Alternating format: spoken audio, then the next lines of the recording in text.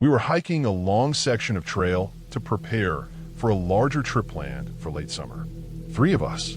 We had done overnight trips before, some in rain, some in early snow, but nothing remote or extreme. This stretch was known, mapped, and marked every mile with wooden posts set into the ground beside the tread. The plan was simple: hike 20 miles over 2 days, camp somewhere near mile 17, and track our pace. The trail cut through mixed forest, mostly oak and pine, with long straight runs broken by shallow climbs. The ground was dry that week. Every step made a soft crunch over gravel and old leaves. By late afternoon, our legs felt heavy but steady. We were moving slower than planned, taking short breaks to adjust straps and drink water. At 6:40 p.m., we reached mile marker 17. I checked the time on my watch because I was logging splits. The marker was a square wooden post about 4 feet high with a metal plate screwed onto the front. The number 17 was stamped into it in black paint. Under the plate, someone had carved a date into the wood. The numbers were cut deep, clean lines, not random scratches. July 18, 15. That was the next day. The carving looked old, not fresh. The grooves were darkened by dirt and weather. I ran my thumb over the cuts. The edges were smooth from exposure. It did not look like someone had just done it as a joke that afternoon. We laughed at it anyway. Someone probably meant 2015 and forgot the year, or they carved it years ago and the date happened to line up with tomorrow by chance. It felt harmless. Trails collect odd things. Names, initials, crew drawings. We walked another half mile and found a flat area just off the path. There was an established fire ring, though we did not use it. We set up our 2 tents, filtered water from a nearby stream, and ate without much talking. We were tired in the quiet way that comes from steady miles. Night settled quickly. The sky stayed clear. No wind moved through the trees. The air cooled fast after sunset. By 9 p.m., we were inside our tents. I checked my GPS device before shutting it off for the night. It showed we had stopped at 17.3 miles for the day. At 9:10 p.m., I heard footsteps, not random sounds from the woods, not branches falling or animals shifting in brush. This was deliberate pacing, gravel crunching in a slow circle around the tent. Each step measured, even spacing. I held still and listened. The steps went from the foot of the tent to the side near my head, then past the door, then around again. The ground where we had pitched was covered in small stones. Every step produced the same dry grind. I assumed it was another hiker, maybe someone arriving late, looking for a spot, unsure if the site was taken. I waited for a beam of light to cut across the fabric. None came. No voice called out. No rustle of gear. The pacing continued for about 30 seconds, then stopped. I unzipped the tent slowly. The zipper sounded loud in the still air. I pushed the flap open and leaned out. There was nothing. The clearing sat empty under starlight. No headlamp in the trees. No movement on the trail. I listened for retreating steps. The woods were still. I stepped out, scanned the ground. No fresh tracks that I could see in the dim light. I walked a short loop around both tents. My friends were quiet inside theirs. I did not hear anyone shifting or reacting. I went back in and closed the zipper. Sleep came in broken pieces. I woke twice during the night, listening for more movement. I heard nothing after the first pacing. Morning light came thin and gray. The forest looked normal. Birds moved through the canopy. We packed up in routine silence, each of us moving through familiar tasks. When we stepped back onto the trail, I expected to see mile marker 17 within a few minutes of walking north. We had camped less than half a mile beyond it. I kept an eye out. We passed what should have been the spot around 7:20 a.m. I slowed, scanning both sides of the trail. There was a post in the ground. Same size, same wood, but the metal plate was gone. The top had been cut flat. The cut was clean, straight across, as if done with a saw. No splinters, no broken edge, just a smooth surface where the numbers would have been. I stopped and looked at the base. The wood was weathered evenly all around. It did not look like a recent cut. It looked finished, sealed by time. There was no sign of the carved date. No indentation. No plate. Nothing. We walked back a short distance, thinking we had misjudged the location. The previous marker, 16, stood where it should. The distance between mile posts on this trail was consistent. We measured roughly a mile forward from 16, counting steps. We reached the next intact marker. It read 18. There was number 17 between them. We searched both sides of the path for about 20 minutes. No fallen post, no broken sign, no discarded plate, just trees and undergrowth. We continued hiking, unsettled but trying to stay rational. Trail maintenance crews sometimes remove damaged markers. Vandalism happens. Plates get stolen. That evening, after we returned to the trailhead and drove home, I uploaded my GPS track to my computer. I zoomed into the section from the previous day. The data showed a steady progression from mile 15 to 16.4. Then the line jumped. The next recorded point was at 18.2 miles.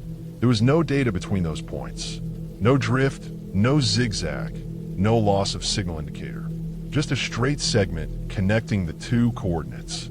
The timestamp showed normal intervals. The device had been recording every minute. Yet the distance between 16.4 and 18.2 was covered in 1 minute of log time. I checked the raw data file for errors. The elevation readings were smooth. Heart rate data from my watch showed a steady pattern during that period, not a sudden spike or drop. It indicated we were walking at our usual pace, around 2.5 miles per hour. At that speed, covering nearly 2 miles would take close to 45 minutes. The file showed 1 minute. I overlaid the track on a topographic map. The missing section corresponded exactly to the area around where mile marker 17 should have been. I contacted the local trail association a week later under the pretense of asking about maintenance. They confirmed that mile markers 16 and 18 were in place. There had never been a 17 on that stretch. The numbering skipped due to an old reroute decades ago. They had chosen not to renumber after the change. I drove back alone a month later to confirm. Mile 16 stood in its place. Mile 18 stood in its place. There was no cut post between them. The ground where we had camped looked ordinary.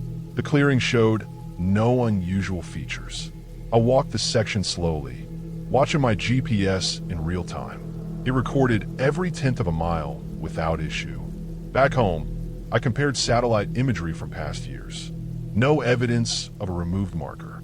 No photos online showed a 17. The carving of July 18th, 15 exists only in my memory. So does the metal plate stamped with 17? The GPS file remains unchanged. A clean jump from 16.4 to 18.2. A straight line bridging ground we physically walked but that the device did not record. I keep the original data backed up on 2 drives. I have reviewed it many times. The error cannot be recreated.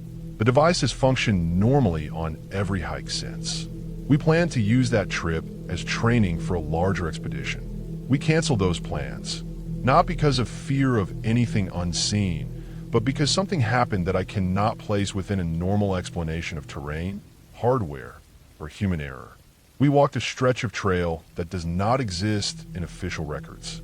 We camped near a marker that the managing organization insists was never there. And we lost nearly 2 miles of recorded ground in a space of 1 minute, on a clear evening, under open sky, with full satellite lock. I was 23 when I started my through hike on the Appalachian Trail in the summer of 2007. I told my parents I was taking time off before graduate school. I told friends I needed a reset. I did not tell many people the real reason. I wanted to see if I could finish something that hard without quitting. I had dropped out of college once. I had left jobs when they got boring. I wanted to walk from one end of the country's longest footpath to the other and not stop. 3 weeks in, the routine had settled into my bones. Wake at first light, pack the damn tent, eat oatmeal that tasted like paper, walk until the sun went down. The Appalachian Trail in summer feels alive in a way that presses on you. The air hangs thick. Sweat runs down your back before you hit the first mile. The trees close in, green and endless, with only narrow slices of sky. You move through tunnels of leaves and climb ridges that look the same as the last 5. I was somewhere in the middle stretch, though I did not keep track of exact sections. I had stopped paying attention to state lines. I measured progress by blisters and how light my food bag felt at the end of each week. That afternoon, I saw a man coming toward me. Most hikers I met had large packs, sunburned faces, and that slow, steady stride that comes after days on trail. This man looked clean. His clothes were dusty, but not worn down. He had no pack, just a small sling bag across his chest. I scanned for a water bottle and did not see one. He walked straight down the center of the path. No trekking poles, no map in hand. He did not look at the trees or the ground. He looked at me. When we passed, he stopped. His face had that tight look of someone who had not slept well. His eyes were sharp and fixed. He asked what day it was. I remember thinking it was a strange question. Most people on trail know the date because they track miles, mail drops, or meetups. I told him it was August 2nd. He stared at me in a way that made my chest feel tight. Not angry, not confused, just locked in. Then he said a single word. Still. After that, he walked past me without looking back. I stood there longer than I needed to. I listened for the sound of his steps fading. They did not crunch the way mine did. He moved lightly. I told myself he was a section hiker staying nearby, maybe out for a short walk from a road crossing. The lack of water bothered me. It was humid and hot. I drank almost a liter every hour. I kept hiking. The trail dipped and rose through thick forest. Gnats hovered near my face. By late afternoon, I reached a small shelter. It was the standard three-sided wooden structure with a raised platform inside. A few tent sites were scattered around it. No one else was there. The logbook sat in a metal box near the entrance. I did not check it right away. I wanted to get my tent up before dark. I set camp a short distance from the shelter, close enough to use the platform if rain came. I cooked rice and tuna on my small stove. The woods were loud with insects. The air felt heavy. I thought about the man again. I tried to picture where he would sleep without gear. I imagined a car parked at a road, crossing a few miles away. That made the most sense. By 10, the light was gone. The forest shifted into that deep night sound, steady and layered. I lay my tent on my thin pad, listening to my own breathing. Around 11, I heard movement near the shelter. At first, I thought it was wind pressing against the wood. Then I heard it clearly. Steps on the wooden platform, slow pacing from one end to the other. It did not sound like someone walking on leaves or gravel. It was the hollow thud of weight on boards. I pictured another hiker arriving late and choosing to shelter instead of setting up a tent. That happened often. People sometimes hiked after dark to make miles. The steps continued, back and forth, even pace. No pause to unpack gear, no rustle of sleeping bag, just pacing. I lay still listening. The boards creaked with each turn. The sound carried through the quiet woods. It went on for what felt like an hour. I checked my watch once. It was just after midnight. I considered calling out to see who it was, but something held me back. There was a tension in the rhythm. It was too steady, like someone measuring distance. At some point, I must have slept. I woke at first light, stiff and damp. The shelter stood quiet. No packs inside, no boots by the entrance. The platform was empty. I felt embarrassed for being uneasy. I told myself the hiker must have left before dawn. Some people start early to avoid heat. Before leaving, I walked to the metal box and opened the logbook. I liked reading entries from others. They gave a sense of movement along the same line of dirt. I flipped to the last written page. The final entry was dated August 2nd. The handwriting was faded and pressed hard into the paper. It described a long day and mentioned pushing north. The year written next to the date was 2004. I checked the next pages. Blank. No entries after that. I flipped backward. July 2004. June 2004. Then earlier. Nothing from 2005, 2006, or 2007. At first I thought I had grabbed an old book. Sometimes caretakers replace them when full. I checked the cover. It was labeled for the current season. I scanned the pages again. No recent names. No fresh ink. A knot formed in my stomach. Shelters on the Appalachian Trail are used daily in summer. It made no sense that no one had signed in for 3 years. I walked around the structure and looked closely. The wood was weathered but intact. The fire pit nearby had old ash. No recent burn marks. The privy trail was overgrown. The realization came slowly. The trail must have been rerouted at some point. This shelter likely sat on an older section that no longer saw regular traffic. I thought back to the previous day's hike.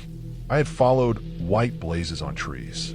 I was certain of it, but I also remembered a confusing stretch where the path split near a fallen tree. I had chosen the clearer tread without double-checking my map. I pulled out my folded guide and compass. My position did not line up with the last known landmark. I should have crossed a small stream before reaching the shelter. I had not. The man with the sling bag came back to mind. If he had been walking south on the main trail and I had drifted onto an abandoned segment, we would have crossed paths at the junction. His question about the date felt different now. If he had been using the active route and saw someone heading deeper onto a closed section, his reaction might have been confusion. His single word might have meant I was still heading the wrong way. I packed quickly and retraced my steps. After about 2 miles, I found a split. One path was faint, marked with old blazes nearly faded to gray. The other, slightly uphill and hidden behind brush, had fresh paint. I had chosen wrong. I stood there for a long time, looking down the abandoned stretch. It would have been easy to keep following it for days without seeing another person. Water sources would have been unreliable. Shelters unmaintained. If I had twisted an ankle or run low on food, no one would have known where I was. I stepped onto the correct trail and felt a strange mix of relief and shame. I had wanted to prove I could handle the wild on my own. Instead, I had drifted off course because I was tired and proud. The pacing at night no longer felt mysterious. It felt like another hiker who had seen my mistake and chosen not to intervene, or someone checking the old shelter out of habit. I never saw the man again. I finished my hike months later, thinner and quieter than when I started. I told people about storms, bears in the distance, and blisters. I did not tell them about the shelter with the 3-year-old logbook or how close I came to walking alone on a forgotten line through the woods. That memory stayed with me longer than any summit. November 2016. I chose a low ridge I knew well, about 6 miles from the trailhead, to test new winter gear before a longer trip deeper into the range. The forecast called for light snow and steady cold. Nothing extreme. I wanted to see how the stove handled freezing air, how fast the tent went up with stiff fingers, how my layers managed sweat once the sun dropped. The hiking was quiet. A thin layer of fresh powder covered the ground, no more than 2 inches. It softened the landscape without hiding it. Rock still showed through. Fallen branches made small humps under the white crust. My boots left clear prints behind me. The sky stayed open and pale all afternoon, with a flat gray light that made distances hard to judge. I reached the clearing a little before dusk. It sat just below the tree line, bordered by tall spruce and fir. The trees formed a dark wall on 3 sides, with the slope falling away to the west. I had camped there once in early fall. I remember the ground as mostly level, good drainage, no loose rock. Setting up in cold weather takes longer. Fabric stiffens, poles resist. I worked methodically, keeping gloves on as much as I could. I pitched the tent, staked it into frozen soil with a rock, then laid out my pad and bag inside. I built a small platform in the snow for the stove and gathered clean snow in a stuffed sack to melt for water. By 8 p.m., it was fully dark. The temperature had dropped into the low 20s. My breath moved in a steady cloud in front of my headlamp. The beam cut a narrow cone through the air, catching drifting flakes that looked like ash. The forest beyond the light felt solid and close. I knelt by the stove, feeding it small sticks and shielding the flame from wind with my body. The snow in my pot slowly collapsed into clear water. The sound of the boil was soft and steady. Nothing else moved. I lifted my head to rest my eyes from the glare of the flame. That was when I noticed a dark vertical shape just beyond the tree line, maybe 30 yards out. It stood between 2 thicker trunks, upright, very thin, taller than the surrounding saplings. I assumed it was a burned tree trunk. There had been a fire in that area years back. Some blackened stems still stood, stripped of branches, narrow and smooth. I went back to the stove and adjusted the pot. After a minute, I looked up again without thinking. The shape seemed slightly angled now, not in a different place, but shifted. I held the light steady on it. The beam reached the first row of trees, but did not fully illuminate the object. It stayed mostly in shadow, a darker line against a dark background. Wind can move thin trunks. I knew that. Snow can slide off branches and make things appear to shift. I watched for a full minute. The trees around it did not sway. No other trunks moved. I stood up and took a few steps forward, careful not to trip over guy lines. The snow crunched under my boots. The sound felt too loud. The shape remained upright. I turned off my headlamp. The clearing fell into near darkness. The sky gave a faint outline to the ridge. My eyes adjusted slowly. The tree line blended into a single mass. I waited, letting shapes settle. The vertical line was still there. I could make it out against the lighter band of snow at its base. It did not fade into the background the way a trunk should when I removed the light. I told myself that once the eyes fix on something, they hold it. Patterns stay even when lighting changes. I clicked the headlamp back on. The beam jumped. For a second I saw nothing but branches. Then the shape came into view again. It was closer. Not by much. Maybe 10 yards. Close enough that I could see uneven edges along its sides. Not smooth like a burned trunk. More irregular. My first thought was that I had misjudged distance earlier. Depth at night is unreliable. I scanned the snow between me and it. There were no tracks. The powder lay smooth except for my own prints near the tent and stove. No indentations. No drag marks. No broken crust. The surface looked untouched. I walked to the edge of the clearing, stopping a few yards short of the tree line. I kept the beam steady and lowered it to the ground. The snow there was thin but consistent. If something had moved forward from deeper woods, it would have left a trail. There was none. I raised the light again. The space where the shape had been was empty. Only trees. Thick trunks. Low branches sagging under snow. My chest tightened in a way I did not like. I stepped back without turning around, careful not to trip. I told myself it had been a trick of shadow. The angle of my light. Fatigue. I had hiked hard with a full pack. My eyes were strained. I returned to the stove and forced myself to complete simple tasks. I poured water into a bottle. I sealed food into a dry bag. My hands moved slower than usual. At 9:40 p.m., I made a decision. Testing gear was not worth ignoring instinct. I broke down the stove, shook snow from the tent, and packed everything in the dark. My headlamp stayed on. I kept glancing toward the tree line.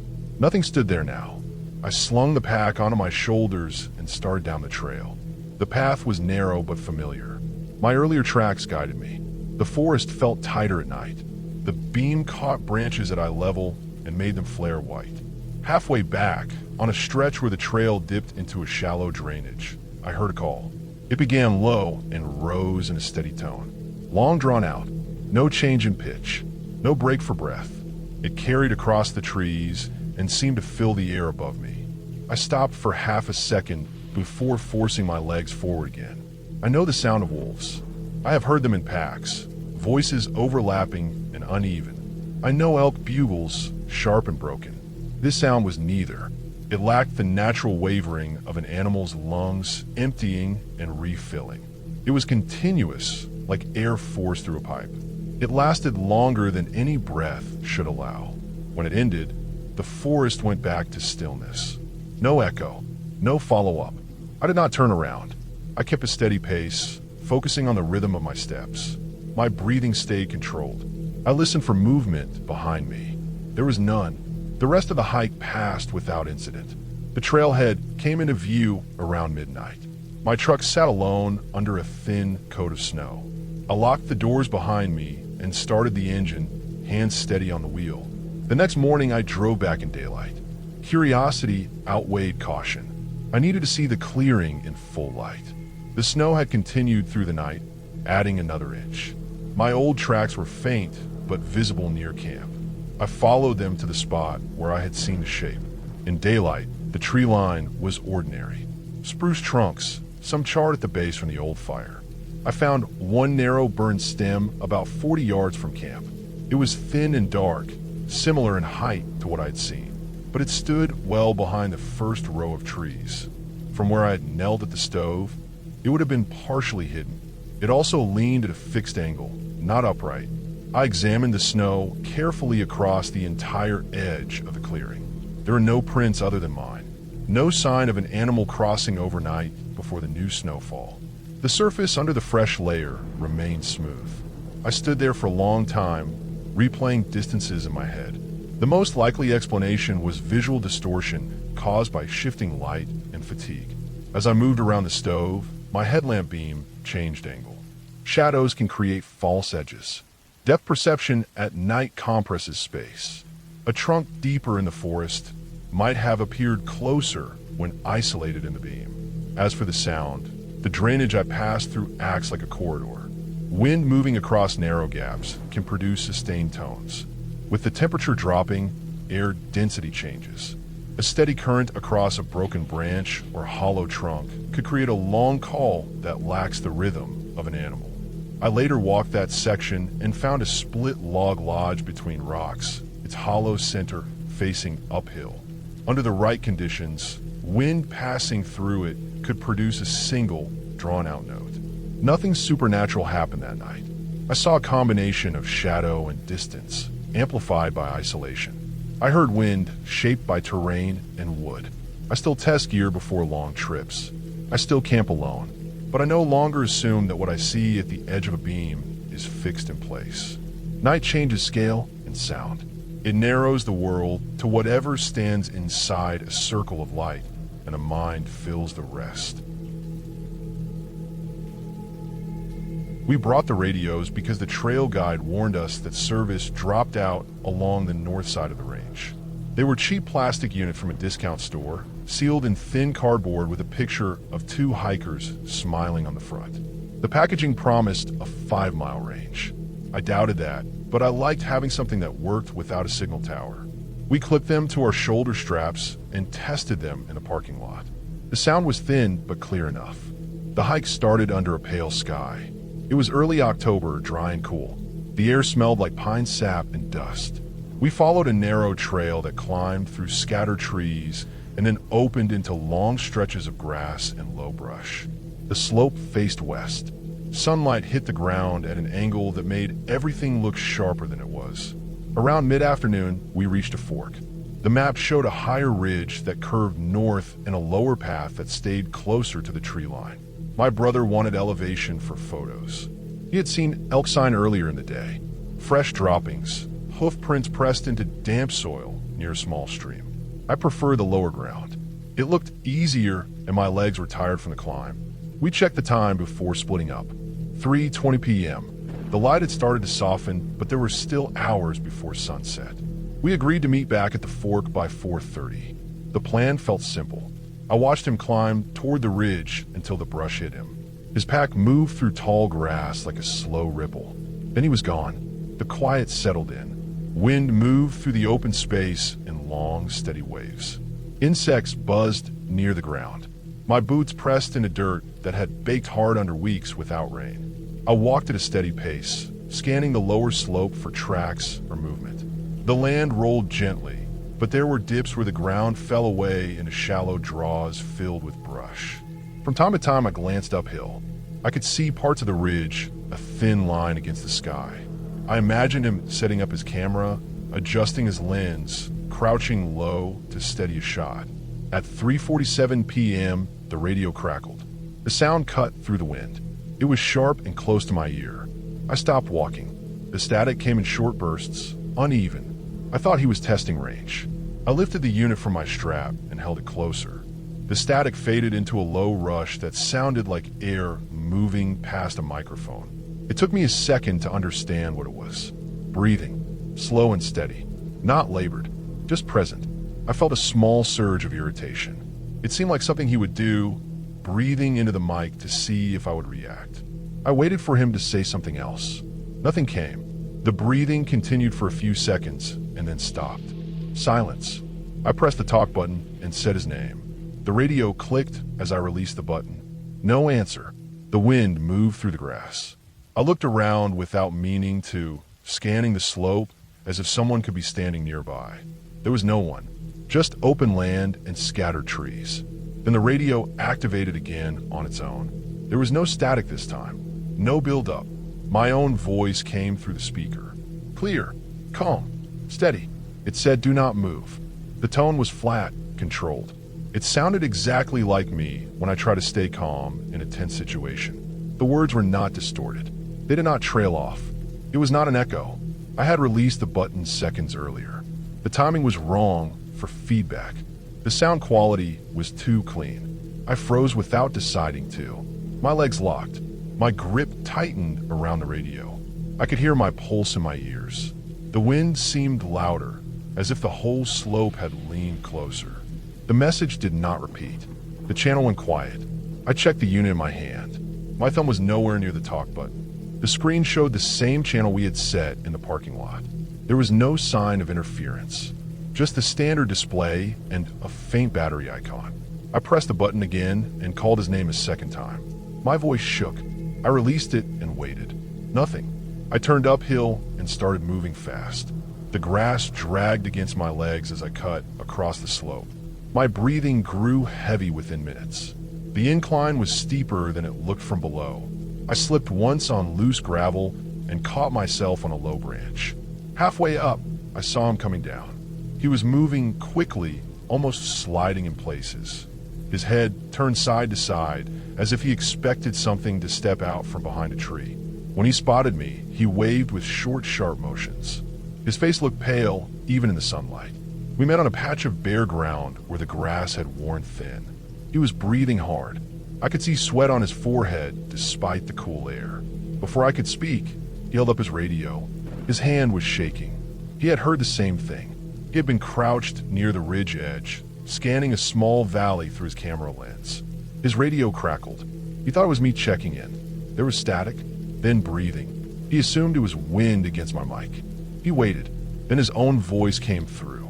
Calm, clear, telling him not to move. He had not pressed a button. He had not spoken.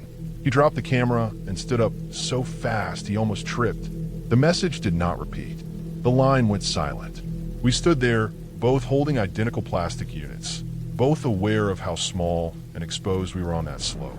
There were no other hikers in sight. No cabins. No visible roads. The nearest trailhead was several miles away. The area was known for wildlife, not heavy foot traffic. We started walking back toward the fork together, staying close. Every few steps, I looked over my shoulder. The ridge above us was empty. The lower path stretched ahead in a pale line through grass. As we moved, I tried to think through what could have happened. The radios were basic FRS models. They operated on public frequencies. Anyone with a similar unit set to the same channel could transmit. If someone nearby had been scanning channels and heard us earlier in the day, they could have mimicked our voices. But that required hearing us long enough to copy tone and pace. We had barely spoken since leaving the car. A quick test in the parking lot. A short check near the fork. Not enough to capture a clean sample. Then I remembered something.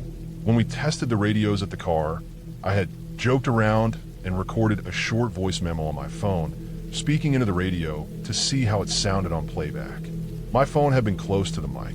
It might have created a faint digital echo. A person nearby with a scanner could have picked up that transmission and recorded it. It was a stretch, but more grounded than anything else.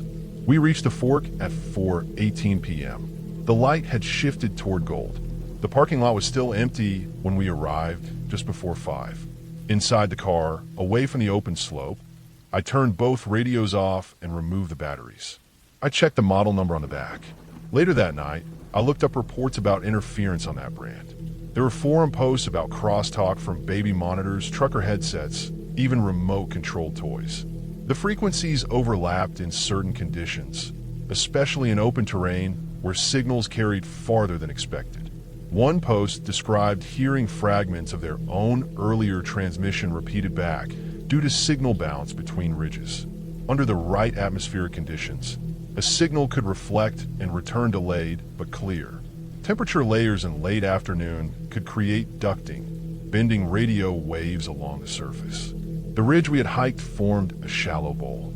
If our initial test transmission had bounced off a distant face and returned minutes later, distorted by another device on the same channel, it might explain the clean playback. The breathing could have been wind across someone else's open mic, carried into our channel.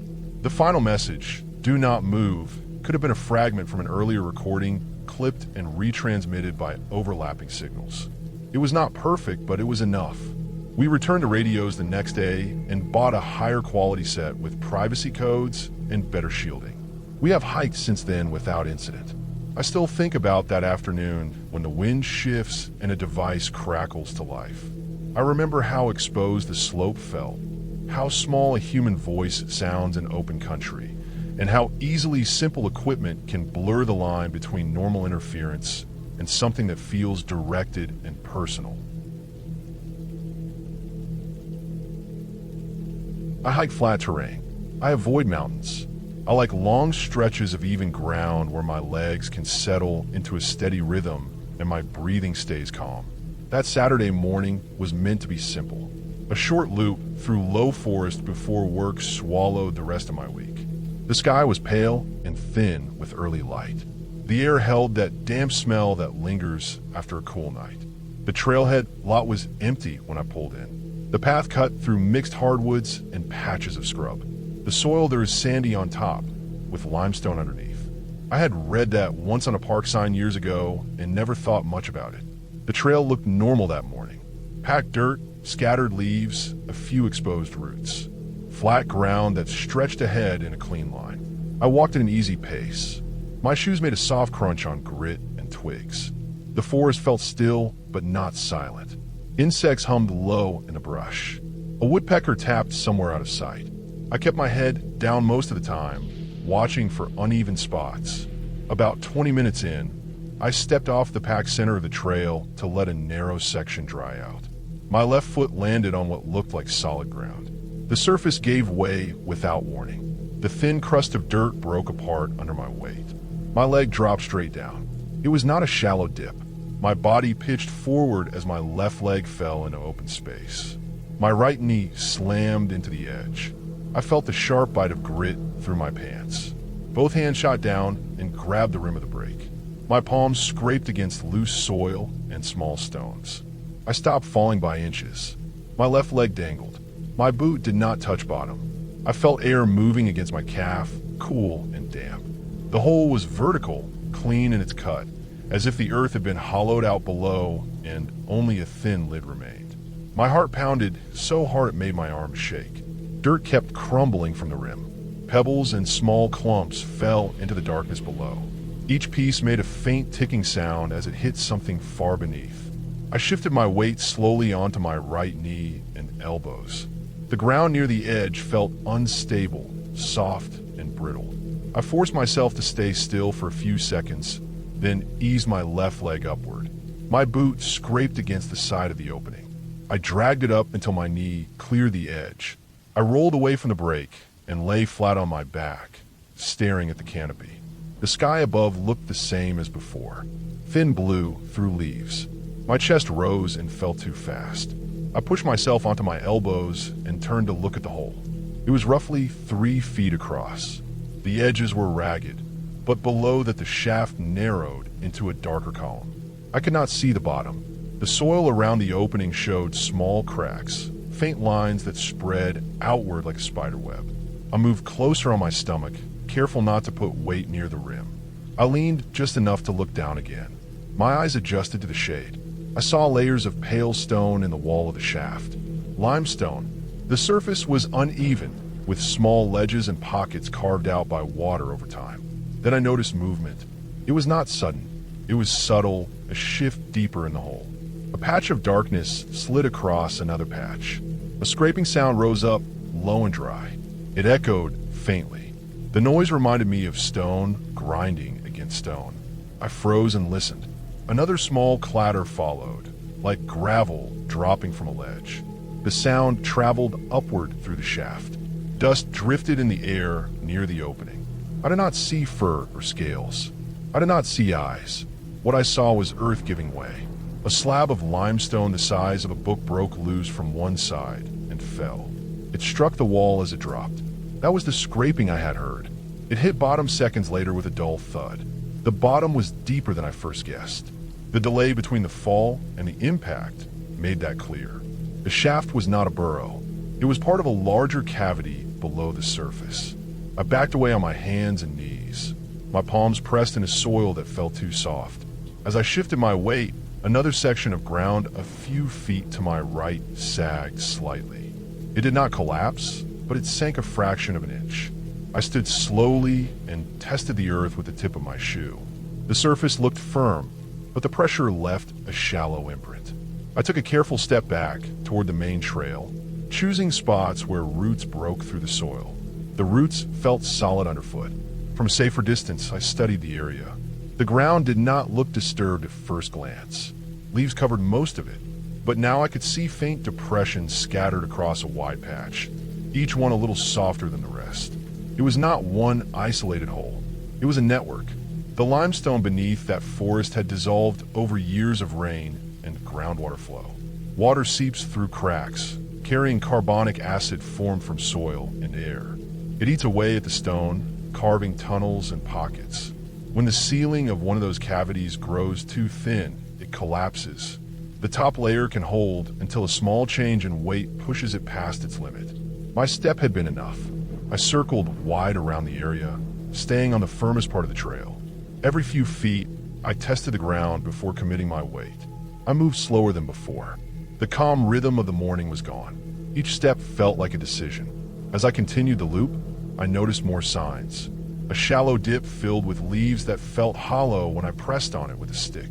A narrow crack running across the path, barely visible but straight and unnatural. The entire section of forest seemed perched on a thin shell. I finished the hike and reached my car without further incident. My knee throbbed from where it had struck the edge. Dirt clung to my palms and sleeves. I brushed it off and sat behind the wheel for a few minutes, steadying my breathing. At home, I washed the grit from my hands and inspected the scrape on my knee. It was superficial. The deeper impact was in my mind.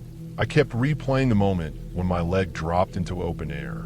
2 days later, I checked the local news site during a break at work. A headline caught my eye. A sinkhole had opened near the same forest.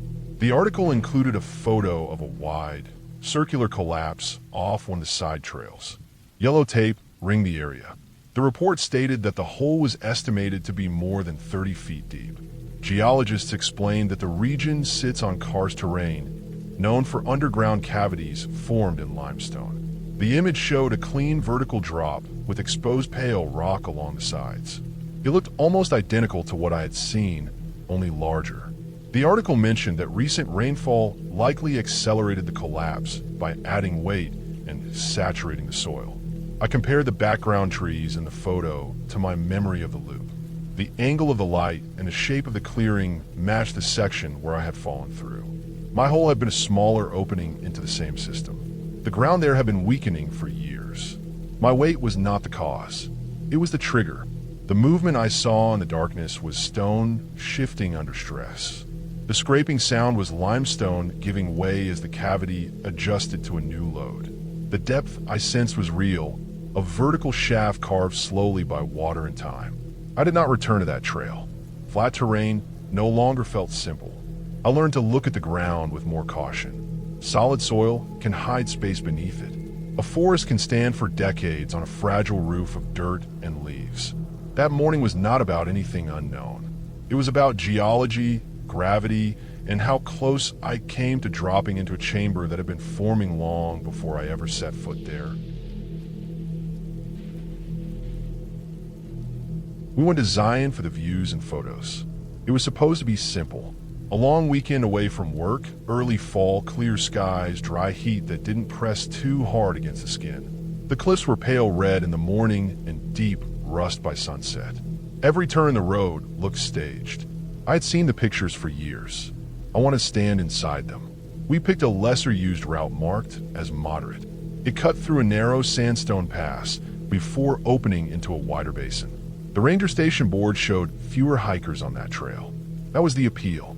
Less waiting, fewer people stepping into the frame of a shot. We packed light, 2 small day packs. Water, snacks, camera gear, a thin first aid kit. Nothing dramatic. The entrance to the pass looked like a split in the rock. From a distance, it seemed manageable. Up close, it felt tight.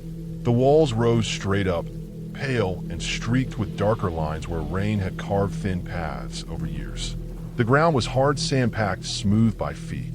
As we stepped inside, the air cooled. Sound changed. Our footsteps echoed in a dull way, as if the rock absorbed part of it. Within the first 100 yards, the space narrowed enough that we had to turn sideways. My shoulder brushed stone. It felt rough and dry. Grains came away on my shirt. In some spots, the gap was no wider than my hips. I had to angle the camera in front of me to keep it from scraping. About halfway through, I saw the marks. At first, I thought they were part of the natural pattern, lines formed by erosion. Then I leaned closer. They were too straight. 4 long grooves, parallel at about shoulder height. The edges were sharp. Sand still clung to the cuts. I pressed a fingertip against one, and loose grains fell away. The color inside the groove was lighter than the surface around it. Fresh. There were more a few feet ahead. Same height, same spacing. Not random, not scattered. They continued along the right wall for several yards, then stopped. I tried to picture climbing equipment scraping the rock. Carabiners, metal buckles. But the trail was not a climbing route. There were no anchor points above, no bolts drilled into the stone. The grooves were too even, too deep in places, as if something hard had dragged with weight behind it. We moved on. The pass grew tighter. At one bend, the walls leaned inward so much that the sky above narrowed to a thin blue ribbon. My breathing sounded loud in my ears. I told myself it was just a confined space. Then I saw the backpack. It was wedged in a vertical crack about chest height, as if someone had shoved it there quickly. The fabric was a muted blue with black straps. Not torn, not sun-bleached. The zippers hung open. One shoulder strap dangled, brushing the rock. It looked placed, not dropped. I stepped closer. Inside I saw a stainless steel water bottle. Condensation still clung to its surface. When I touched it, the metal felt cool. There was weight in it when I lifted it slightly. Half full at least. A folded windbreaker was stuffed at the bottom. No wallet, no phone, no visible ID tag on the outer loop. There was no dust settled on top. No sign it had been there for weeks. The sand at the base of the crack was disturbed. Footprints overlapped in the narrow space. Impossible to read clearly. The air felt heavier. The pass ahead curved gently left. The light dimmed there, the bend blocking direct sun. I listened. That was when I heard it. A slow dragging step. Not sharp like a boot on stone. Not the scatter of pebbles falling. A drawn-out sound. Fabric or rubber scraping lightly, followed by a pause. Then another. It came from around the bend, maybe 30 or 40 feet ahead. I held still. My pulse thudded in my throat. The sound came again. Measured. Not hurried. Something moving weight across rock. I counted in my head to keep from rushing forward. 60, 120, 300. The sound stopped after the third drag. No echo of a person speaking. No cough. No shift of gravel. Just silence. The narrow walls made distance hard to judge. Whoever or whatever had made that sound could have been much closer than I thought. I waited until 5 full minutes passed without any movement. We edged forward. The bend revealed an empty stretch of passage. The sand was smooth except for scattered prints that could have been ours from minutes earlier. No fresh debris, no figure. The grooves on the wall did not continue past that point. We moved faster after that, though the space still forced us sideways. The exit appeared ahead as a bright cut of light widening with each step. When I stepped out into the open basin, the sky felt too big. My chest loosened. Near the trail junction stood a wooden ranger board under a small shade cover. Maps were pinned beneath clear plastic. Notices fluttered at the corners. I walked over without thinking. A printed sheet caught my eye. A missing person notice dated 3 days earlier. A headshot in the corner. Name, age, last seen entering this trail alone. Clothing description, blue backpack. The photo of the pack was small but clear enough. Same muted tone, same black straps. A small stitched patch near the bottom seam. I had seen that patch in the crack minutes before. Details followed. Experienced hiker. Planned a short solo route. Did not check out at the station. Search teams had covered main areas, but the narrow passes were still being examined due to unstable footing. Below the notice was a note asking anyone with information to contact Park Services immediately. I felt a hollow sensation in my stomach. The dragging sound replayed in my head, slower this time, as if stretched. The grooves on the wall lined up with shoulder height. If someone had been forced sideways through that tight stretch while carrying weight, metal buckles or gear loops could have carved into soft sandstone. Fresh marks. 3 days was not long in dry conditions. The backpack wedged in the crack made sense in a harsh way. If someone had been injured in that confined space, pinned or trapped, removing the pack will be the first attempt to free movement. The crack could have been the only place to stash it while trying to squeeze through. If it had slipped beyond the bend into a deeper slot or a hidden drop, the narrow walls would swallow sound quickly. The dragging step could have been a searcher earlier in the day. It could have been an injured person pulling themselves along the stone, shoes worn thin, fabric scraping. In a confined corridor, even a small movement would carry. We reported the backpack location to the nearest ranger before leaving the park. Later that evening, emergency vehicles passed along the main road toward the trailhead. The next morning, an update appeared online. A hiker had been found wedged in a secondary slot beyond the bend, alive but severely dehydrated and with a broken ankle. He had crawled several yards after the fall, trying to reach wider ground. His pack had snagged, forcing him to remove it. Search teams had missed that inner recess on the first sweep due to unstable rock. The dragging sound had been him shifting position in the narrowest section, conserving energy, moving inches at a time. The scratch marks were from the metal frame inside his pack and from his belt buckle grinding against the sandstone as he forced himself sideways with weight on one leg. The explanation settled everything into place. Nothing supernatural, nothing unseen, just a tight passage, soft rock, and a single mistake in a remote space where sound bends and distance lies. I still see those pale grooves when I close my eyes. Fresh lines cut into stone that will hold them for years. I planned the hike for Saturday morning, a short loop through flat woodland I had walked many times before. The season had just turned. The air was crisp but not cold, carrying the faint scent of damp leaves and pine sap. The trail was a simple dirt path, mostly level, lined with scattered oaks and maples. Small patches of sunlight broke through the thinning canopy, lighting the worn dirt and fallen leaves in irregular patterns. I liked mornings like this when the world was quiet and I could move without interruption, the rhythm of walking uninterrupted by hills or steep climbs. The path looked ordinary at first. There were no warning signs, no oddities. The forest was still, only the sound of my boots crunching leaves and twigs filled the silence. My steps were light, cautious but casual. I followed the trail as it curved gently, the ground firm beneath my feet. Occasionally I stepped onto the edges where roots or small rocks protruded, just to feel the soil's texture. It felt solid, the way it always had. Then it changed. I stepped slightly off the packed trail to avoid a damp patch. The surface under my left foot gave way suddenly. There was a sharp crack as a thin layer of dirt collapsed. My leg plunged into space, the top of my boot disappearing before I could react. I twisted instinctively, grabbing at the rim with both hands. Dirt crumbled under my fingers. My right leg hit the edge, scraping against rough soil and small stones. My chest tightened, my heartbeat loud in my ears. The hole was vertical. My leg dangled freely, swinging slightly in the void. I could see nothing but darkness, though the faint light from the trail revealed the walls of packed earth and limestone. The sides were uneven, carved into small ledges and hollows. Dust hung in the air, disturbed by the minor collapse. I pressed my palms into the edge and forced my leg upward, inch by inch. My muscles burned, my boots scraped against the soil and stone. I finally rolled back onto solid ground, breathing in short, tense gulps. I stayed there for a long moment, eyes fixed on the opening. Something moved down in the shadow. It was subtle, a slight shifting of material, a scraping against the limestone walls.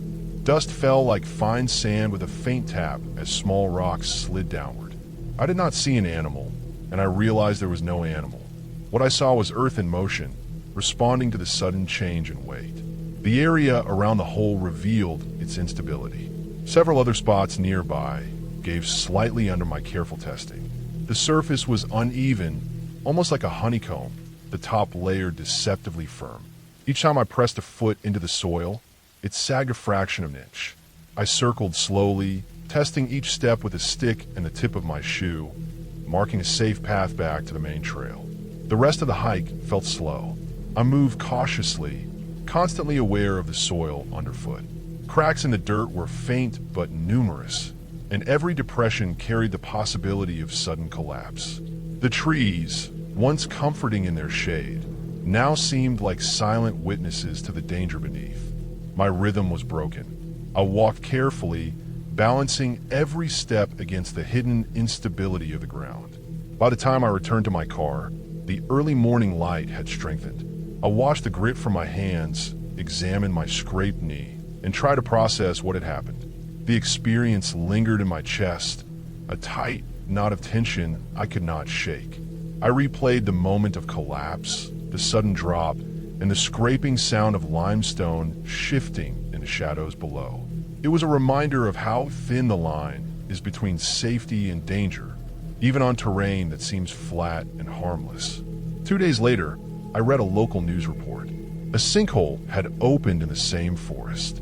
The hole was wide and deep, vertical with exposed limestone walls. Yellow tape cordoned off the area.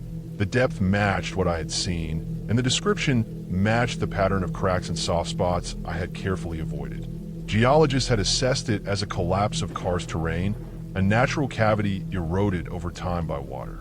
Recent rains likely accelerated the process, weakening the soil until it could no longer hold. Seeing the photo, the scale of the hole impressed me more than anything. The opening revealed layers of limestone, pale and fragile, the result of centuries of slow erosion. My encounter had been with a smaller section, a subtle warning before a larger collapse became public knowledge. The movement I had seen in the shadows was the limestone adjusting to sudden stress, dust and small rocks tumbling down like loose teeth. It had not been something unknown. It had been geology, slow and patient, waiting for a trigger. I did not return to that trail. Flat terrain no longer felt simple. I realized that beneath even the calmest ground, voids could wait silently. A cavity formed over centuries, unseen until a weight, a step, or a shift reveals its presence. The forest remained unchanged, quiet and sunlit, but my perception of it had altered. I understood, in the way only experience can teach, that the earth holds spaces that are both ordinary and dangerous, and that even a familiar path can conceal a sudden drop into darkness. From then on, I walked differently. My eyes scanned the ground, my steps tested each inch. I respected the forest not for its beauty, but for its hidden fragility. I knew now that stability is never guaranteed, that beneath calm surfaces, the world can shift without warning. And that morning, the one step that almost carried me into a vertical shaft of earth stayed with me as a lesson in awareness and patience, a reminder that the forest is never as simple as it appears.